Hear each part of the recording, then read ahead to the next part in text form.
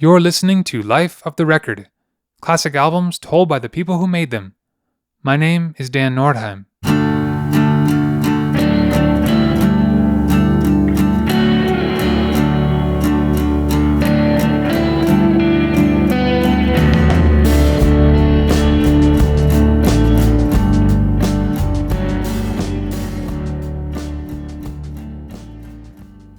Wye Oak formed in Baltimore, Maryland in 2006 by Jenn Wasner and Andy Stack. The two of them had played music together when they were teenagers before starting Wye Oak as a recording project. They self-released their debut album, If Children, in 2007, prior to signing with Merge Records. Their second album, The Knot, was released in 2009, followed by the My Neighbor, My Creator EP in 2010. Their third album, Civilian, was released in 2011. In this episode, for the 10th anniversary, Jenn Wasner and Andy Stack look back on how Civilian came together. This is The Making of Civilian.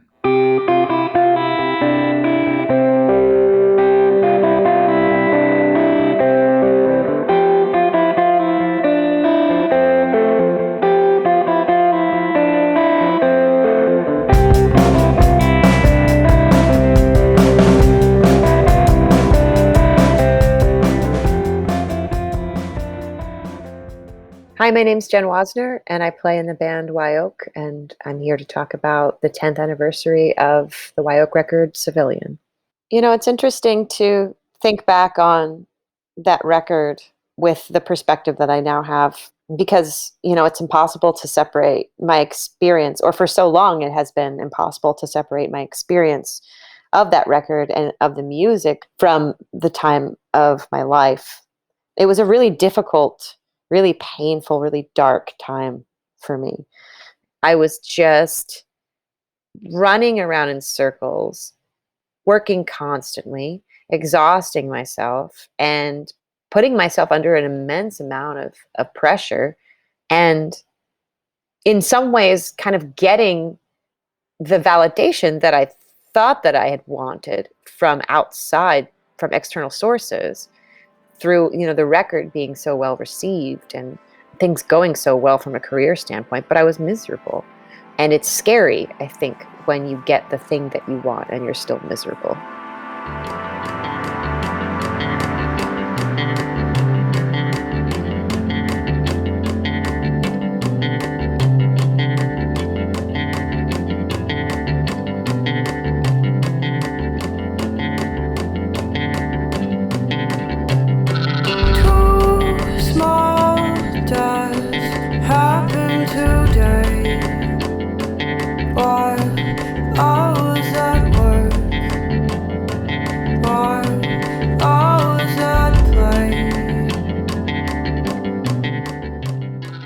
My name is Andy Stack, and I'm a member of Wye Oak, and I'm here to talk about the record Civilian. When I think back to that period, I think we were really smashing everything together with touring and recording and writing, and we were in our early 20s, and Civilian was our third record, so we had done 2 records and an EP, and I think right around like the EP, like 2010, we started to get really like more substantial support tour opportunities. And at that age, I think it was both, you know, our own internal idea and also what people were telling us. Like, we were like, we need to take every single opportunity that comes to us. And so we were taking all these tours that would be like, here's a support tour for like 3 weeks, and it butts right up to another support tour. And we would just be like, away a lot. And then somewhere in the middle of that, we, you know, were working on these songs for Civilian and finding some time to rehearse. We were rehearsing them like in the attic of my house mostly. And, you know, as I remember it, we kind of snuck into the studio in between tours, and then we were kind of like back out, and we wanted to just get the recording in wherever we could.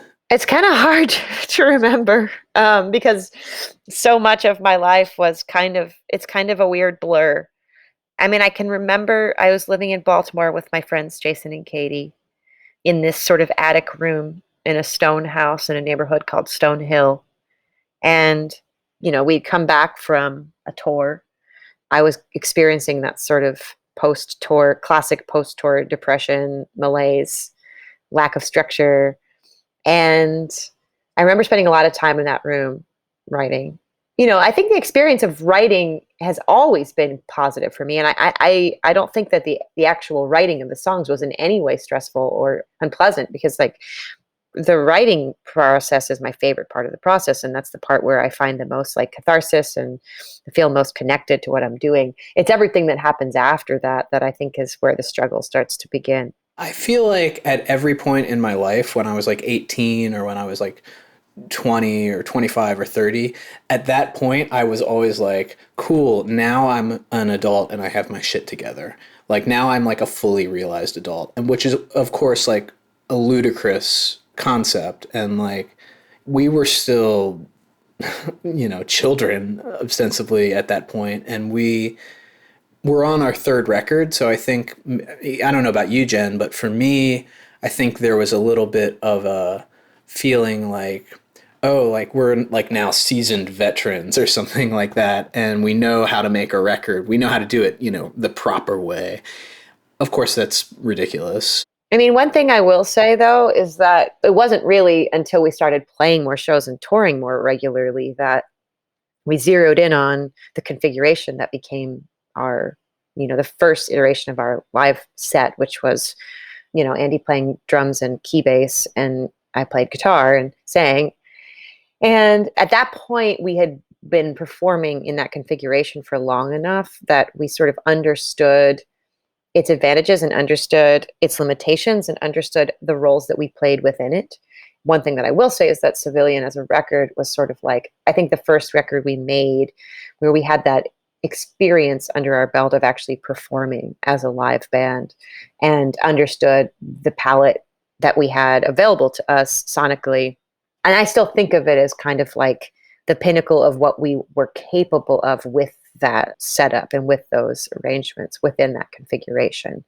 However, because, we're artists and we have artist brains that want to grow and change and evolve and expand, when you feel as though you've reached the pinnacle of what you can do with a certain palette or framework of a thing, it's hard to feel like you want to go back and mine the same area all over again. So it kind of presented us with a challenge as well. Civilian was the first time that we had a, quote unquote producer who was helping with the mix. And I think we had definitely some trepidation about like giving up control. I think there's been some element of that at various points on all the records we've made where we want to just like grasp the thing close and tight until, probably in some cases we like suck all the life out of it.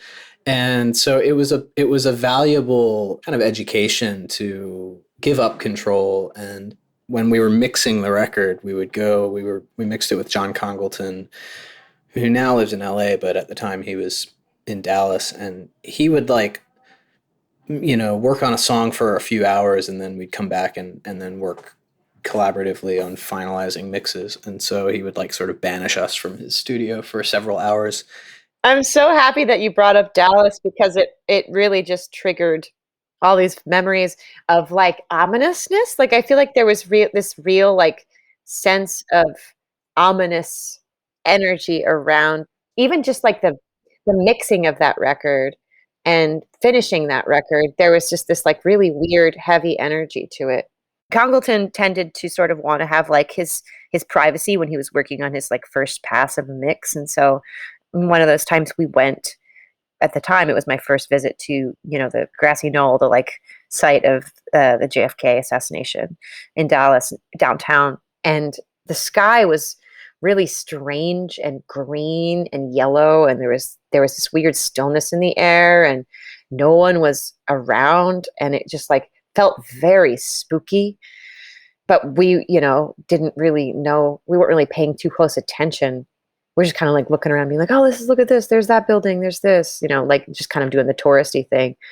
At one point, I remember looking up at the horizon and just seeing a huge tornado touchdown, not that far away. And it kind of all clicked at that moment. And it was just like, oh, the reason why the sky is this weird, ominous color and no one's out on the street and everything feels kind of heavy is because there's a fucking tornado warning and we're supposed to be inside or like probably in a basement. Later on, we came to find out that that tornado had touched down like very, very close to the hotel that we were staying in. And so it was just this real spooky kind of missed connection sort of. I don't know. It was just I remember there being a lot of strange energy flying around during that last visit, that mixing visit. Yeah, his studio at the time in Dallas was an ex-funeral home, and he's a macabre motherfucker. So he's a pretty morbid dude, and I think he loved that about it. But yeah, there was just like a real strange, spooky, kind of heavy energy to that time, if I can remember correctly. Last light darkens my door, so I cannot cry. Now what is that for? Is there some way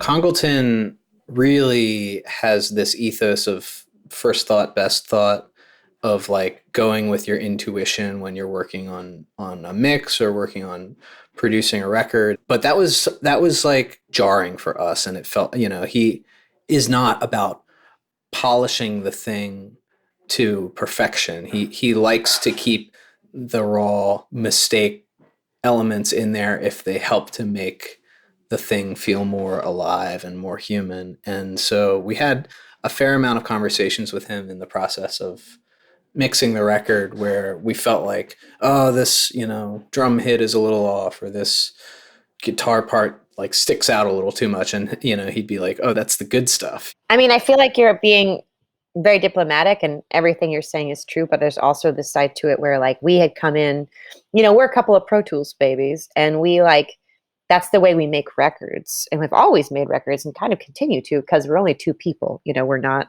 a band full of musicians in a room capturing what's happening in real time. We're a couple of, producer weirdos who like to hole up on our little DAWs and like move things around and like create these spaces, which is, sort of like a relatively new way of like creating music. That's more and more common, obviously. But Congleton was very much anti-recall. He didn't want to work in the box. He wanted to mix to the board. And so basically what that meant for us, we didn't know this going into it, but what that meant for us was that we would have to basically commit to a mix, like, on site essentially. And then if there was something about it that we didn't like the next day, like for example, you commit to a mix and then you listen back and you're like, oh, this is perfect, except, the tabourine's like maybe 2 or 3 dBs too loud.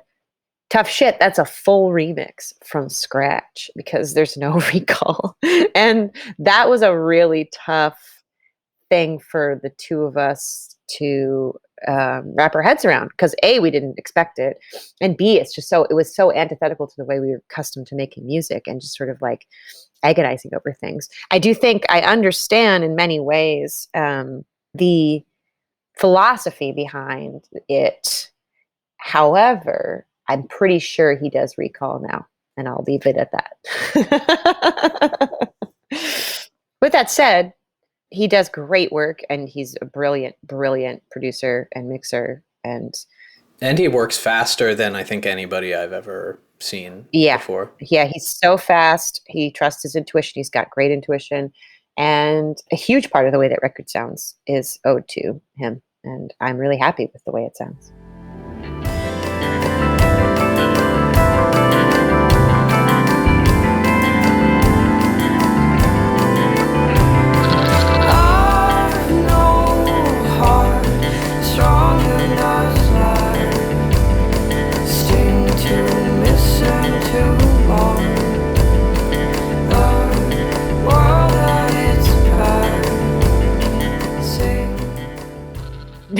I don't know what any of these songs are about anymore. That's going to be a great podcast. I do remember, if not the first time, one of the first times we played South by Southwest was the year Alex Chilton died. And I believe that Big Star was set to play that year at South by, and I was really excited about it as a huge, longtime Big Star fan. And yeah, I don't know. I think sometimes there are these little moments in your life that you're basically like not connected to in any sort of real or tangible sense, but it just sort of reminds you of your mortality and the very finite nature of existence. But at the same time, you don't necessarily feel that you deserve to be affected by the death of a person who, you know, in truth, like you only think you know, but you don't actually know.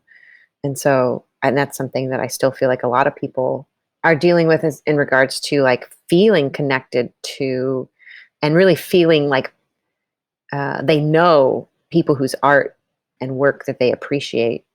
But in reality, you know, their humanity is so much greater and so much more multidimensional. And so I think that that was probably something that was on my mind at the time. If I had to guess, if I had to drop myself back into the brain of 25-year-old Waz. You know how trauma works where like you don't remember things? I have that. Yeah, the trauma of having to be at South by Southwest. Yes, precisely.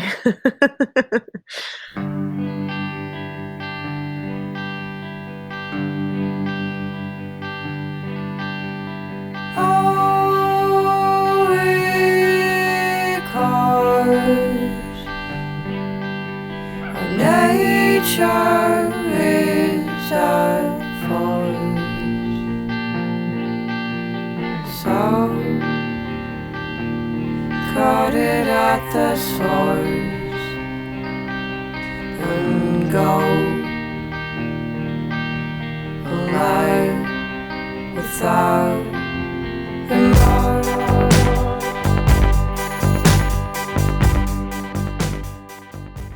This song, The Altar, now I don't actually have much memory of the way this song came to be, but I do know that I think a lot of people make the mistake that it is altar with an A, like an altar in a church, but in reality it's altar with an E, like an alternate. You know, I've done a lot of thinking, and I think a lot of the work that I do and a lot of the writing that I do has to do with sort of exploring the multitude of selves that comprise our one capital S self that we kind of like lead with and think of, you know, as being our core identity or our essence, but that like all of these multitudes, these parts that comprise our being. I think that this song was maybe one of the first times I can remember digging into that concept and trying, I guess, to make peace with the fact that I wasn't ever going to be one dimensional, and that in a lot of ways, the choices that I was making in my life were such that as time continued to pass, I would inevitably become further and further removed from the lives of the majority of people that I knew and cared about. And that continues to be true. I think Civilian, it's funny that I was having these thoughts when I was a 25-year-old, because having these thoughts as a 35-year-old, as fewer and fewer of my friends, you know, I mean, I'm a single person with no children living alone, and I like that. I'm very pleased with my life as it stands. But there are certainly moments, you know, like for example, during the global pandemic, where it feels a little bit strange and odd and sad and lonely to not have that sort of domestic sense of home and family that a lot of people my age, at this point, the majority of people my age have. And so I think that it's interesting to sort of like think about the fact that I was beginning to contend with that reality when I was 25, and I'm still contending with it now.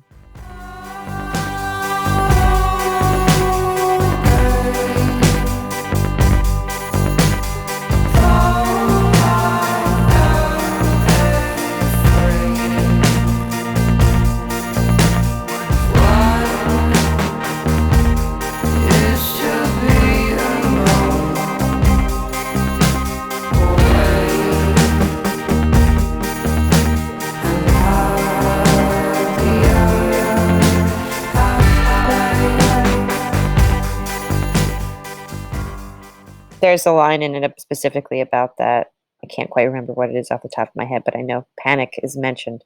And yes, this was the time in my life where I was most consumed with anxiety because I was at my most unhealthy and I was at my most overworked. And God, when I think back on how terribly unkind to myself I was, it makes me so sad. It's taken me it's a journey, it's something of an unfolding path that I think I'll always be hopefully growing and learning a little bit more about how to exist in the body that I have and how to make peace with myself and my brain and to like make the choices that put me in that give me the best chance to not be a miserable wreck. But at the time I just had no skills. I didn't have any tools in my toolkit.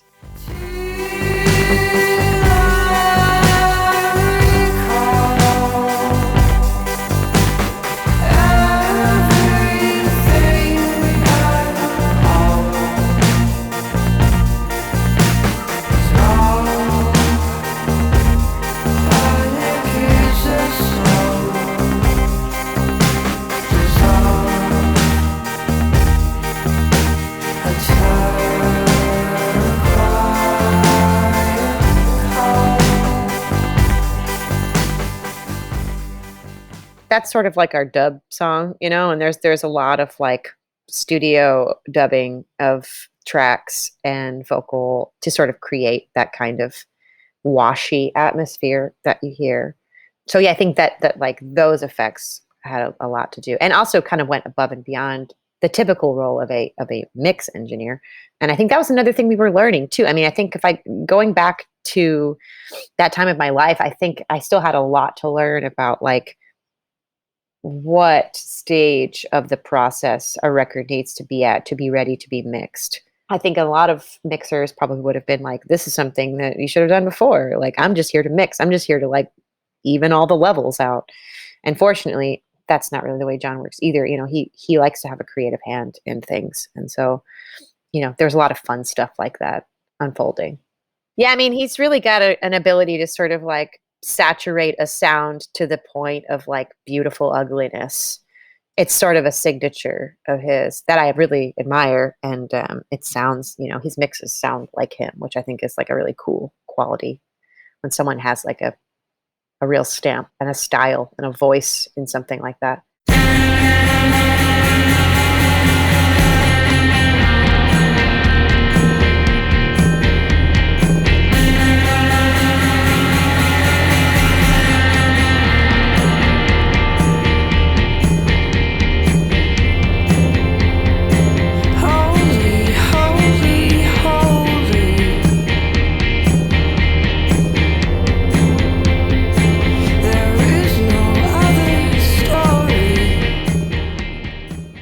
I'm definitely a person who like believes in the power and magic of the universe, and I respect all sorts of religious traditions as, as a framework for people to sort of explore their own spirituality. But I think the more poisonous aspects of religion, of organized religion, are sort of the cause of much of human suffering and pain and violence. And not even if you want to just talk about it on a personal scale rather than like a global scale.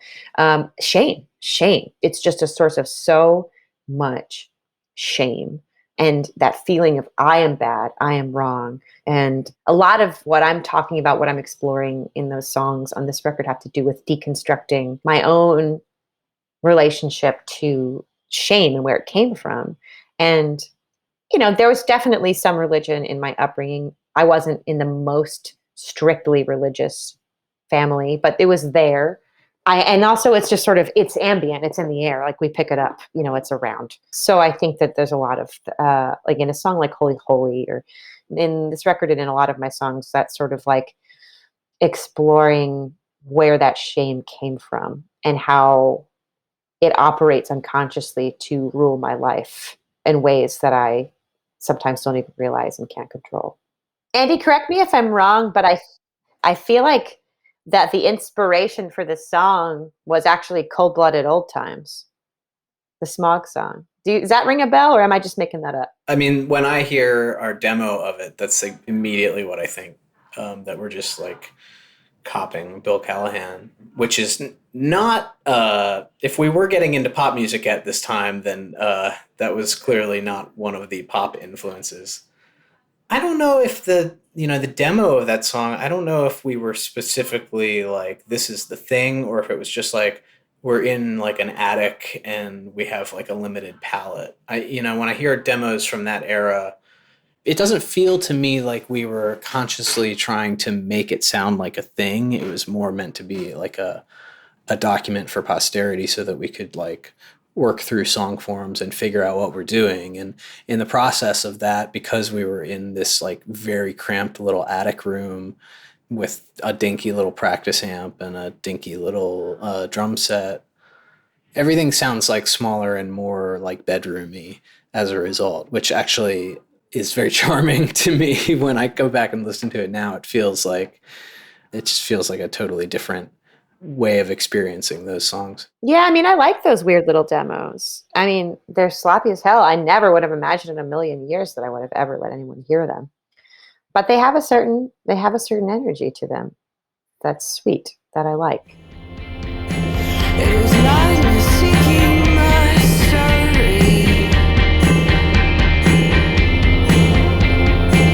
We will be who we want to be. For the joys and secrets I have stolen. Here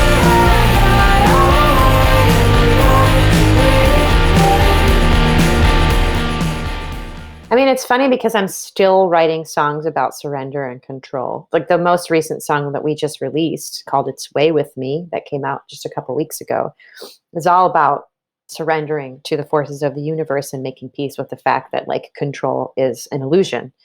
And that line from Holy Holy, it is madness seeking mastery, is basically the same concept. It's like there are forces in life that are bigger than us. And to think that we can somehow avoid being controlled by them, these very like real and human parts of like the experience of being alive is foolish, to say that, I mean, that's partially why I think I struggle so much with the idea of marriage. For one example, is like, I just don't believe that human beings are capable of making that kind of promise. And in genuineness, not to say that I look down on people who make that choice, or I think, I don't think it's very beautiful and brave to know that and make that choice anyway, because I do. It's a wonderful act of like bravery in the face of uncertainty and lack of control. However, I think that, what is the saying? The fool is the one who says he knows, and the wise person is the person who says he doesn't know. Something like that. It's like, it's out of our fucking hands. And to pretend otherwise is just a bit silly. Can see yourself in evolution. The history of our creation. So dark sides, smiling, scare you about dying.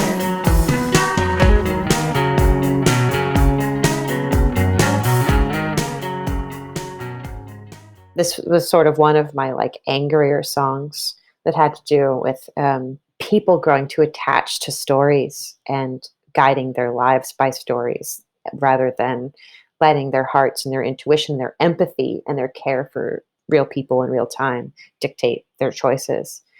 I think that there is also that, whatever that impulse is, that I think some people have a really hard time being like, I'm not an animal, I'm something else. We're not monkeys.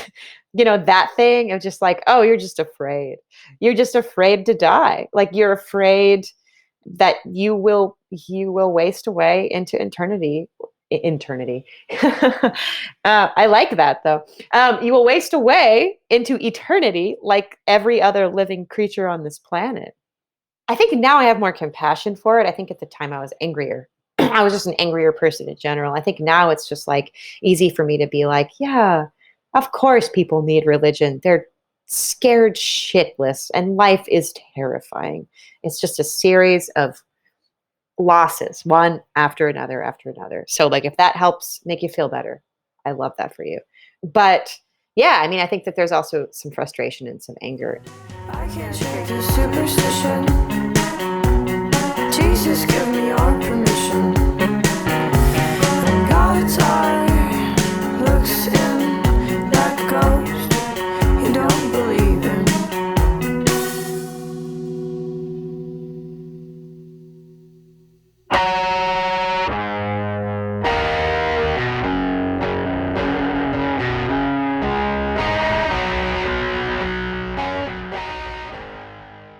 With Dog's Eyes, with the coda, I guess you would call it, on Dog's Eyes, we definitely wanted it to sound, probably more than any other moment of the record, we wanted it to sound like really fucked up and busted. And we made a lot of choices in the mixing with John Congleton to try to push it in that direction, to make it feel like whatever, like the song was just breaking apart. And I remember us, like, in that pause between the second verse and the last chorus, we just didn't quite have it yet, and we were like, I don't know, John, like, we need some kind of it needs to feel like very menacing, like this like storm cloud is coming in, and we just, like, we were kind of at a loss with it. And then a total John Congleton thing, he was like, bleep bloop bleep bloop, like 5 seconds, and then there was this, like, I don't even know what he did, some kind of like bit crushed reverse bass part where it's like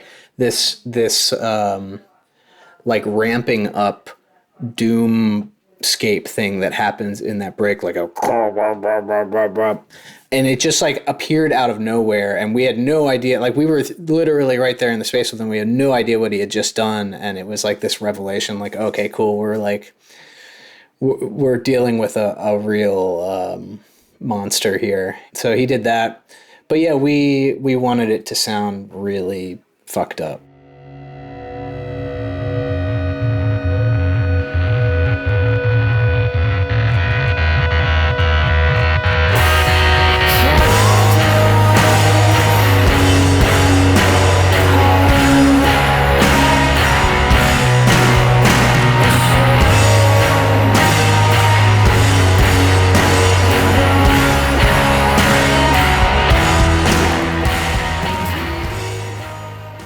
With this record and with this, with the song Civilian, it was about contending with not living the life of this, so-called like good woman, or like not relating to these normative ideas of what relationships should look like or what a life should look like.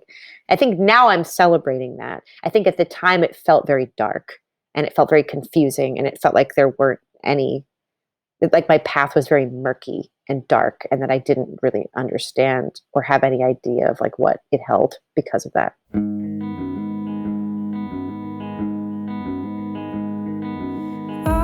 am nothing without pretend I know my thoughts can't live with them. I am nothing without a man. I know my faults, but I can hide them.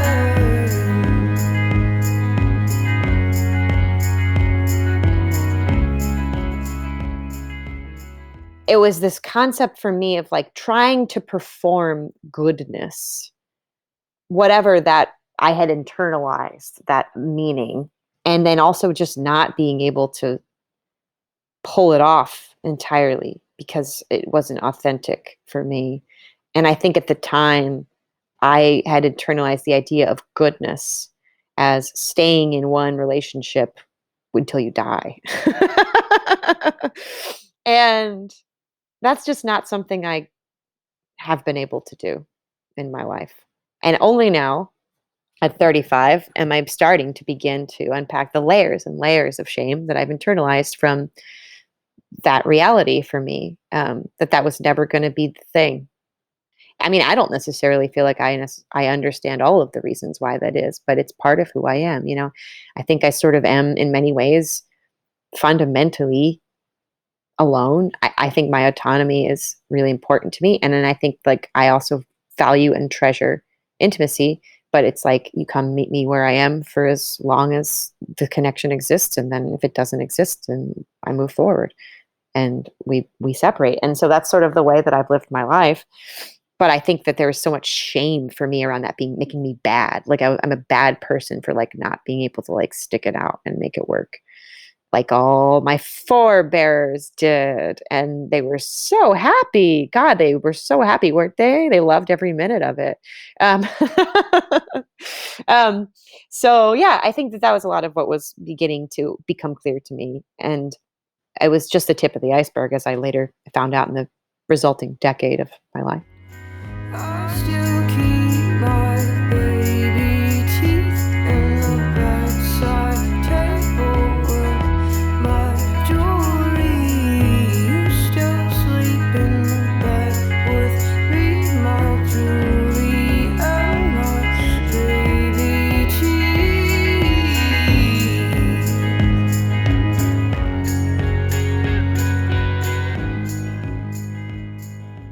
When you make a choice about how to live your life, inevitably there are possibilities that you leave behind. And I think I made the right choice for the person that I am. And also, I honor the fact that I, as a woman who, was born in a time in history where I actually was able to make that choice. I think my mother's generation, and certainly my grandparents' generation and beyond, like, the option of doing what I'm doing with my life now, and like not having a family and not having to sort of like run a household and be essentially an unpaid domestic servant, was not an option for them. And it is an option for me.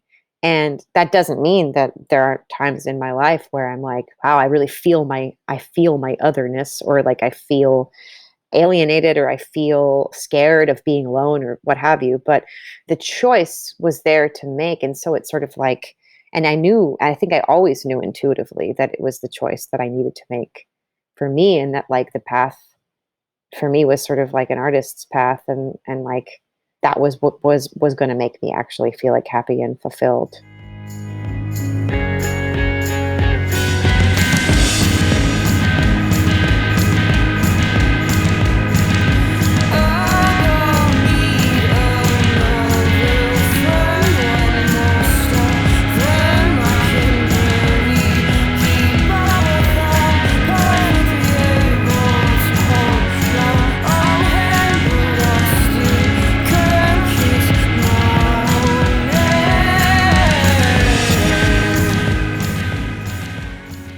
Definitely seems like there was a particular relationship that was maybe ending or had ended when you were writing for this, but it sounds like a pretty heavy relationship, maybe kind of unhealthy. I don't know if you want to talk about that. It wasn't unhealthy. It was our relationship. It was mine and Andy's relationship, which I think is maybe not something we've ever really talked about, nor do I really feel like particularly thrilled to talk about it now, but it's the truth. It's like, it was really heavy. I mean, we were in the band together, we were in a relationship, and it was ending, and we didn't want to lose everything at the same time. And so we chose to do the hard thing, which was let the relationship evolve into something else while trying to maintain our connection as friends and people who care about each other very deeply and people who want to make music together. So that was what we were going through. And we really never stopped. We never stopped being in a band. We never stopped touring, Yeah, we went out on a tour like 6 weeks after we broke off our romantic relationship, and we never really took a break from the collaborative relationship. But I think something that we felt was that we were processing a lot of the end of that at the time, prior to even splitting up. So by the time we ended up ending our relationship, we had already, made peace with ourselves. And then it was just making peace with the rest of the world and making everyone else understand that we were okay and that we were going to continue to be a band. And also be like in each other's lives. Andy is like, it's funny because I say this, I know you won't be offended by this, but like thinking about dating you is thinking about it feels like thinking about dating my brother, like, because like I've known you since I was 15 years old, you're like family to me. And I think that in many ways, like the time that we were together romantically was like much less than the time that we have been like dear, close friends and collaborators. And so it's just one of those funny things where like, it very much happened, but it's also like, now it's sort of just like, yeah, but yeah, he's like my brother. He's like, he's like my oldest friend. And I'm proud of that. Like, I'm really proud of the fact that we were able to navigate.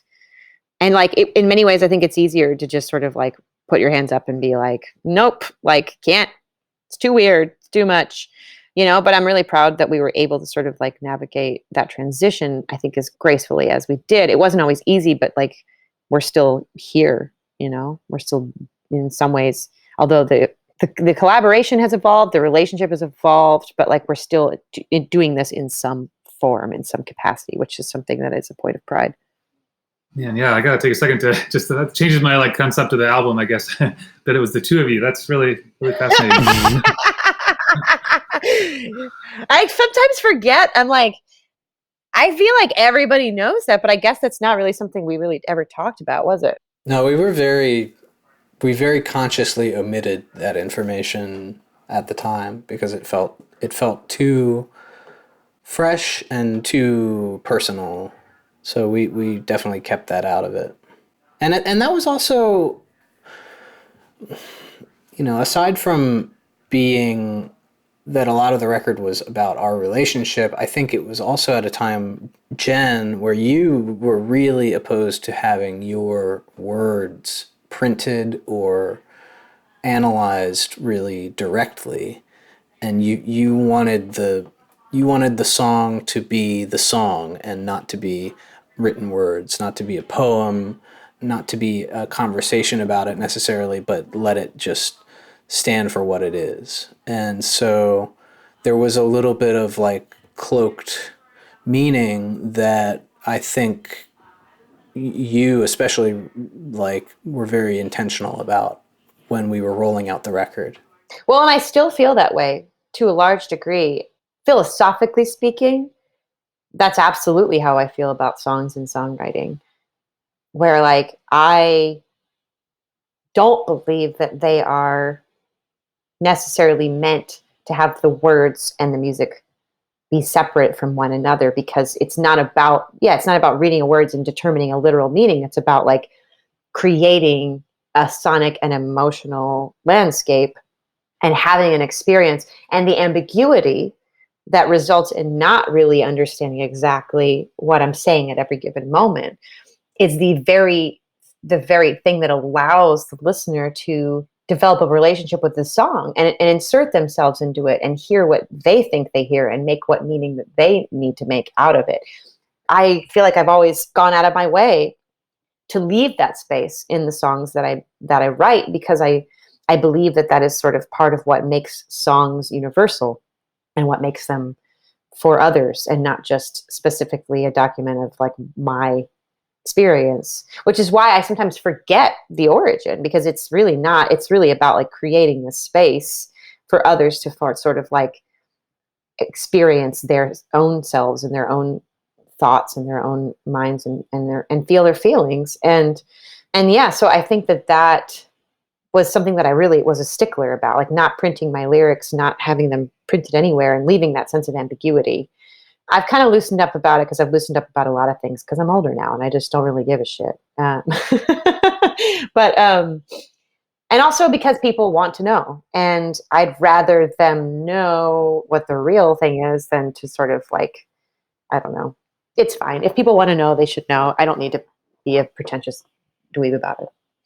But that is true. That is how I feel. I wanted to love you like my mother's dead.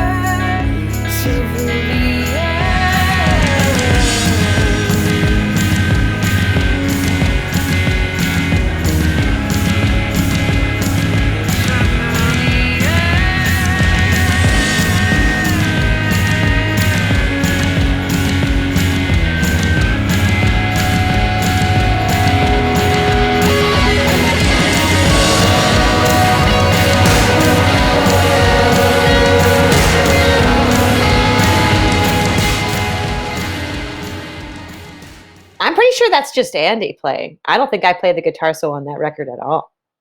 I mean, I certainly played a shit ton of guitar solos after the fact for years and years and years until I never wanted to hear the words guitar solo ever again. But I'm pretty sure that, correct me if I'm wrong, Andy, that's you, right? Yes. Yeah. I mean, I do think that guitar solo is me on Civilian, but I think that in the studio there was some back and forth of like trying to figure out what the energy of the thing should be. And it started out with, Jenn playing some stuff, and then I took the guitar, and then it went back to her, and then, but, as we sort of pared it down, as often happens in the studio, it ended up being like that was all me. But that happens pretty often in, not just on that record, but like whenever we're recording, where it's like one of us has an idea and the other one is micromanaging the shit out of it. Yeah, exactly. Yeah. And has whatever kind of skill set, whether it's on, keys or on drums or whatever, to execute what the other person is hearing, just like a little more cleanly or with a little more of whatever we're looking for.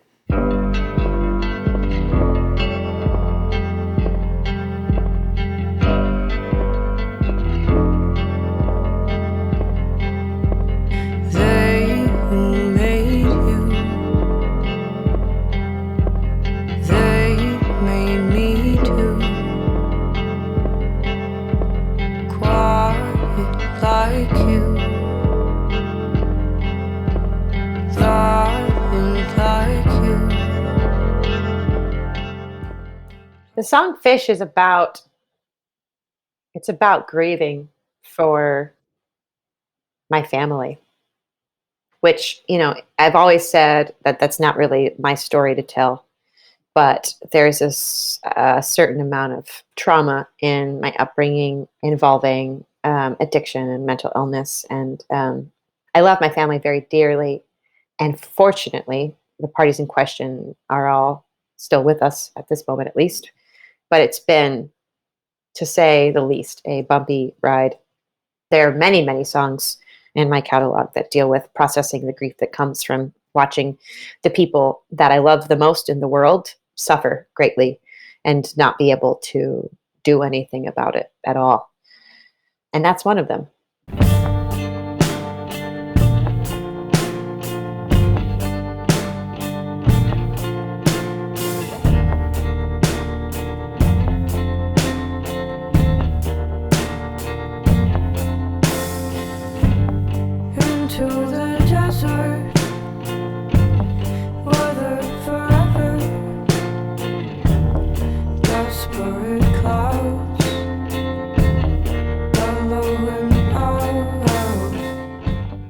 When you tour in America, which we were just starting to do more and more at that time in our lives, we spend a lot of time driving through the American Southwest. And, we're both from the East Coast, a place with hills and mountains and trees. And at that point in my life, I hadn't spent too much time in these absolutely vast, wide open desert spaces where you can really just truly see the world play out in front of you for miles and miles. And in many cases, one of the most interesting things that happen in those landscapes is being able to see these weather patterns moving in like long before they reach you. So you can kind of like catch these clouds and these storm patterns at, in tremendous distances. One of the reasons why I love to drive so much, fortunately for me, is, you really sort of get to immerse yourself in the landscape and reflect on it and sort of be in motion, but also be still. Which is such a specific feeling. And so the song Plains is really about using that phenomena of being able to observe this weather pattern imminently before it reaches you as a sort of a metaphor for that sense of foreboding and dread that I think a lot of this record is permeated with, of this feeling of there being something wrong or something bad that's going to happen or some sort of tragedy or catastrophe that is afoot. And you can sort of sense it before you can see it. And so that is the sort of the central metaphor, that desert landscape and the approaching storm. I'm seeking a pattern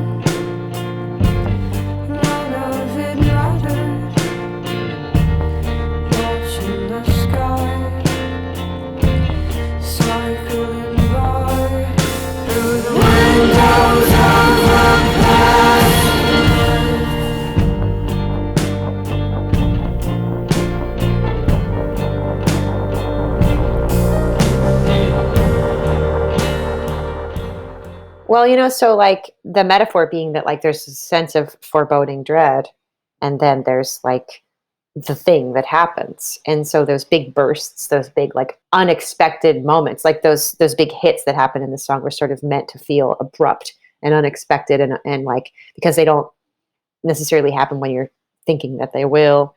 And that, it's like a sonic representation of the metaphor of like you can sense that something's coming, but you don't know exactly when it's going to come. The like groove sort of lulls you into this sense of unsettled but like patterned security, and then there's like a moment where like a bang that kind of shakes you out of it.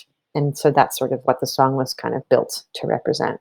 The drums on Planes, I think, was maybe one of the first times we ever messed around with like some more deliberate processing, like delay processing on drums. I think the drums and the bass both have these like kind of dubby delays that come in between the verses when there's like a sound of like crickets or reeds or something, some kind of field recording that I made that like sweeps up in the middle of those moments and really kind of puts you in the space. It's like you're sort of being like projected into the desert in those breaks. And there's also the bass and the drums both have these like dub delay swells that build up.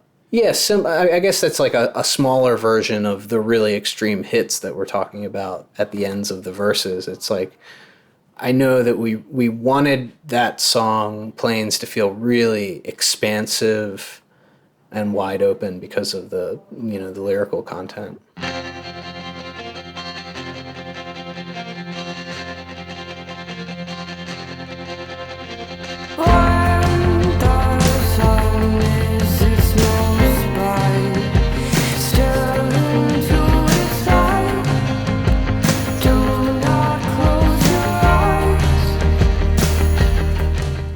I love the song Hottest Day. I think maybe lyrically it's one of my strongest.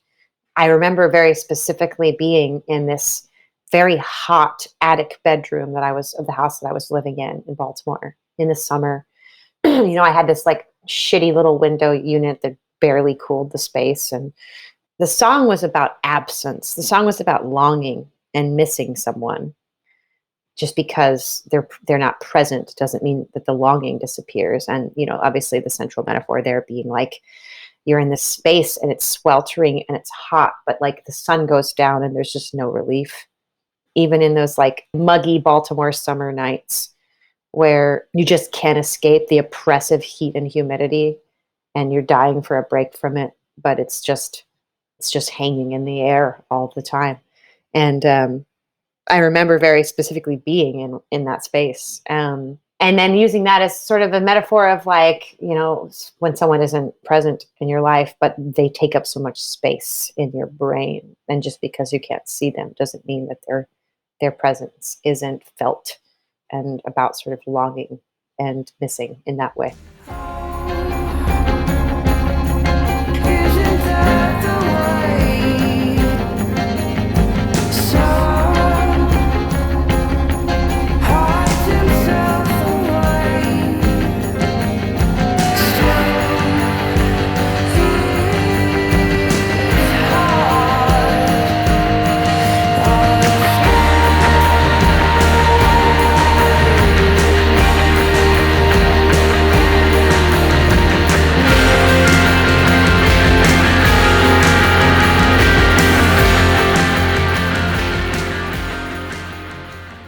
I have a lot of songs in non-standard time signatures, but I think this might be one of my only songs and the verses are in 5 and then the coda is in 6, which means nothing to anyone really but me. I don't know why I care, but it feels nice to be able to make something that's catchy and askew, and I'm pleased with myself when I manage to do it.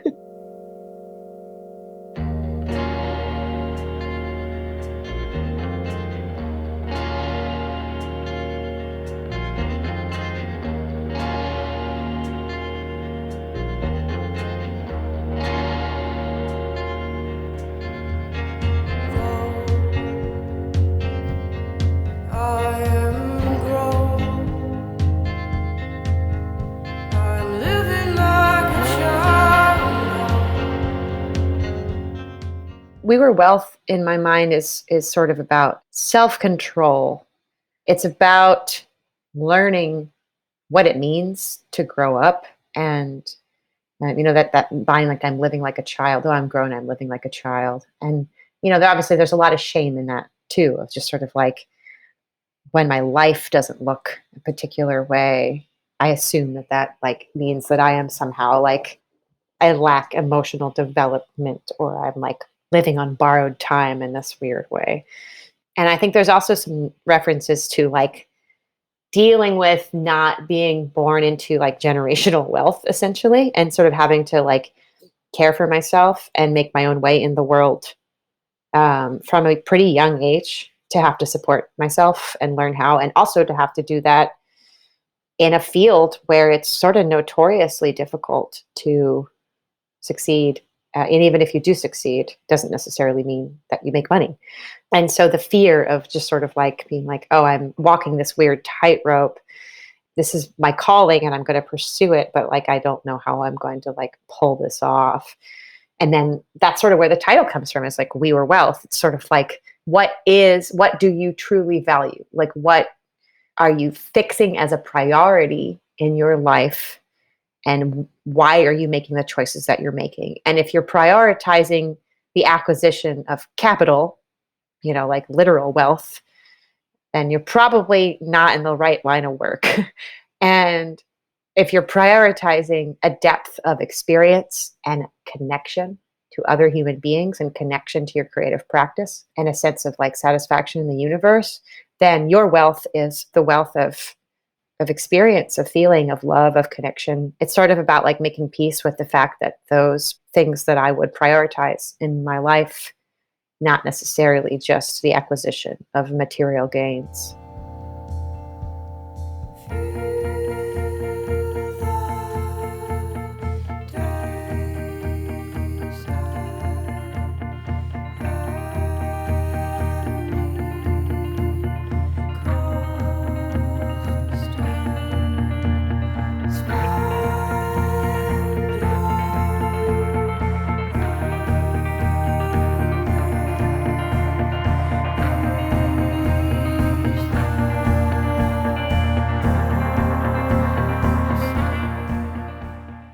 Playing as a duo in that setup, we could put a lot of volume out, but we can only go so far in terms of like density.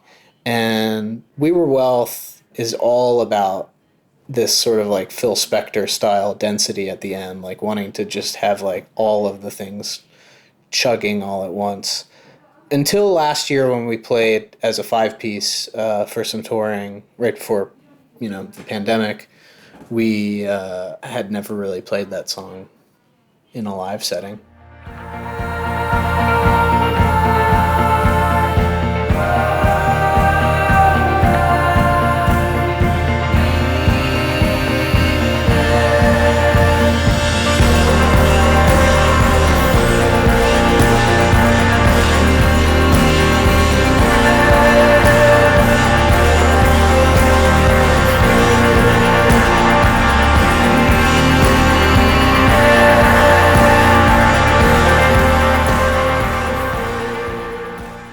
I think we knew at that point that the song Doubt would be the actual final track. And so, but that song is so minimal that it's sort of like, I think of that as sort of like this sort of conclusion, like a concluding statement.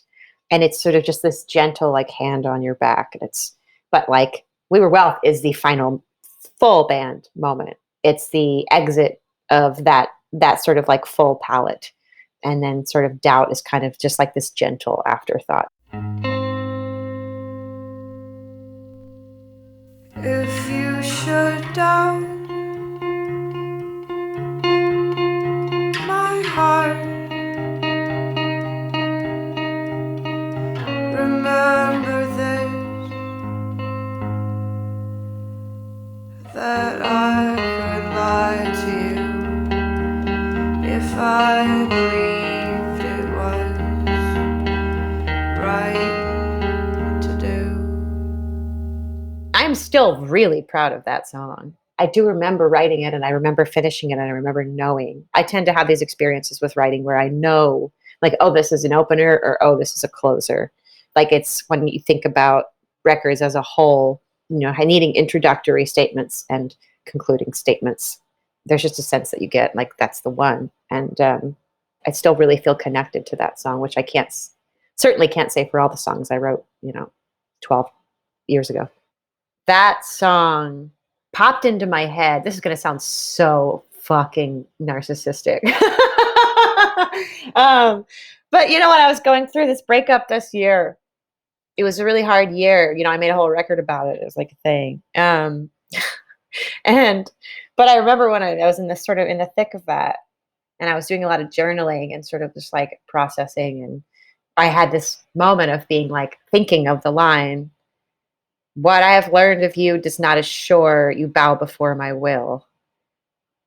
And being like, that's cool. What is that? And then being like, oh, it's myself.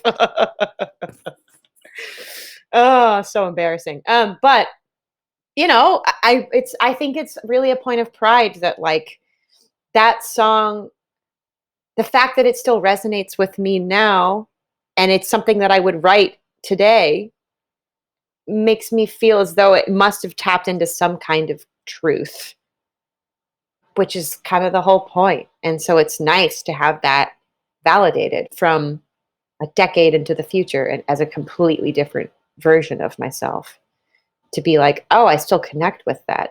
I know what that means. It still resonates with me.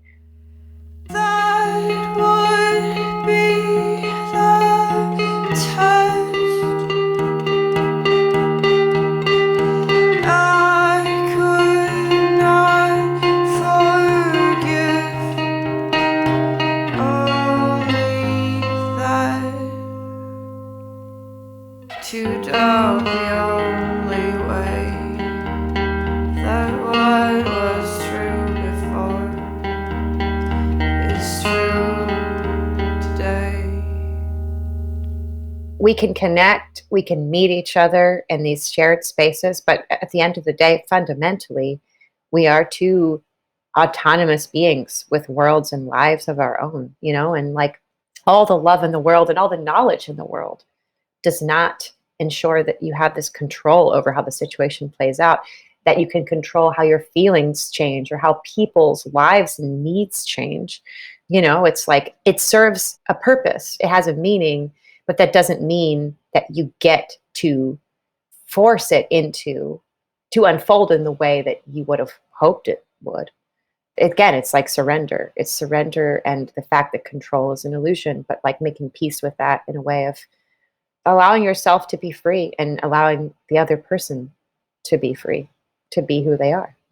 I've never been vain enough to make any presumptions that these or any other songs were about me. In fact, Jenn, like for you to say that earlier on in this interview, kind of felt like news to me in a lot of ways, because I don't think of this record being about that relationship.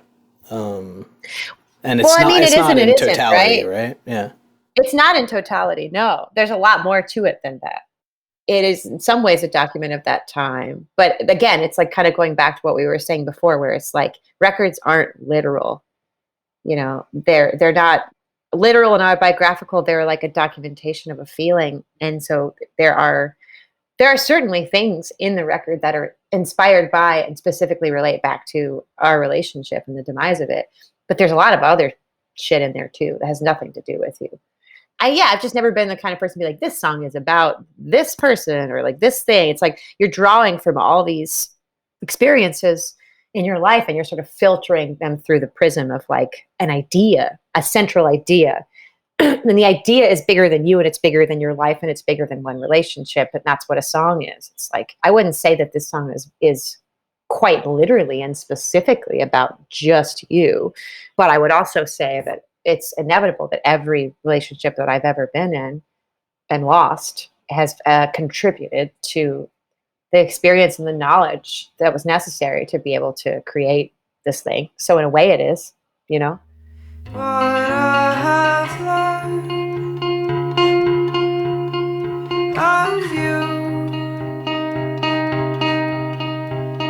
does not assure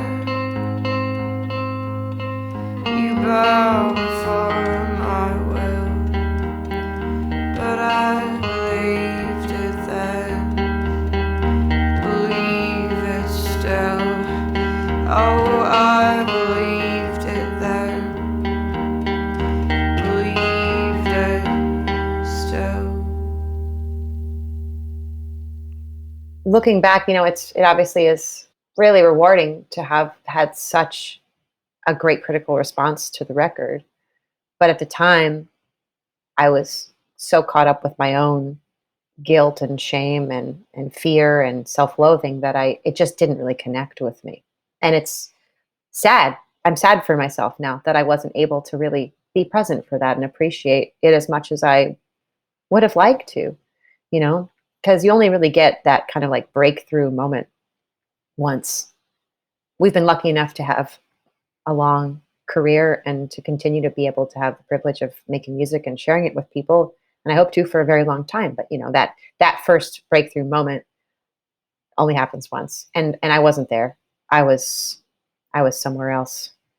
And so, like I mentioned before, it is helpful to sort of learn in that moment that that's not it. Like that's not enough. That external validation is never going to be a replacement for the validation that you get from yourself, really believing in yourself and what you're doing and the work that you're doing. Now, I wish that I could have felt that way at the time. And by many accounts, I should have been in that headspace, but it was almost as though I needed to have that experience to find my way back to myself. As much as it is sort of in the abstract nice to be like, oh yeah, people really like the record. It didn't really connect with me very much at the time because I just wasn't really like home to receive it. My experience was pretty different than Jen's through that, but I don't think that means that I was fully cognizant of like the impact that the record was having. I feel like it took years it still happens where it's like, there's people I know who I'm dear friends with who I met years later who are like, oh yeah, that record meant this to me, or whatever it is. And like, I don't think I fully, at the time I had any conception of the reach that it was having. We were touring some and doing our thing, but we were so young. We were living in Baltimore, so our community was very insular, like a very tight little community in Baltimore, the music community there. And for me, it didn't have to do with any personal strife or pain. It had more to do with just being a kid, just being like immature and not fully aware of the world. And maybe like a little bit like naive in the way of being like, well, this is just what it's going to be like all the time now. That too, yeah. Records that we've done since then, we realize how extraordinary it is to have a moment like that record has, because you realize that everyone who works for everyone is constantly, clawing their way to try to get that moment of what we had and that what we both sort of, in our own ways kind of took for granted. But I'm also glad we took it for granted because I think we needed to throw it away. Like, I think like when you start chasing that, that's how people lose it. You lose your way. You start making things that are the things you think people want to hear from you rather than trying to stay in touch with what you actually want to make. And people can tell. I think it shines through when someone's making something that's genuine versus when someone's just trying to like be the thing that they think everyone wants them to be so they can have their little moment in the sun again. I think that it's good that we took it for granted because I think we had to throw it away. I love this record, Civilian, and I don't think I ever stopped loving it, even when it was, there was a problematic relationship to it as a band, or even as we made choices to move away from it. I still relate to it. I still stand by the musical choices in it and just enjoy it. And I'm also really grateful that we took the risk of, for lack of a better word, of abandoning it after we made it and growing into something else. Because I think it was like the high point of like a certain version of ourselves. I'm really grateful that we continued to grow and that we pushed ourselves off balance to allow ourselves to try new things like we continue to do now. After this record, when we were starting to really change our sound, one thing that I don't know how much we ever talked about this, but like one thing that we really felt at the time was like it was either that we made a big change or that we would not be a band anymore. It was either something really different or the end of the thing. And that was really scary and painful at the time, but it also it led us on a path to something that's much more rewarding in the end. Paradoxically, I feel grateful for this being the end of that thing, but I also still love the thing. I think I related to this record for many, many, many years as an albatross, as a thing that was a burden, as a thing that I was sort of stuck with, as this reminder of a time that I wanted to move through and a person that I no longer was, but was expected to continue to be. But I think looking back on it now, I can see it for what it is, and I'm proud of it. It's really nice to be able to experience this thing with a little bit of separation from the baggage that it held for me for so long. I love the career that I've built for myself. I love the relationship that Andy and I have with each other and the things that we make. I'm proud that we've managed to let it evolve naturally and protect it in the ways that we needed to. And I can hear the record again as just a document of a moment in time. And I think it's a damn good one. Visit lifeoftherecord.com for more information about Wye Oak. You'll also find a link to stream or purchase Civilian, including the 10th Anniversary Deluxe Edition. Thanks for listening.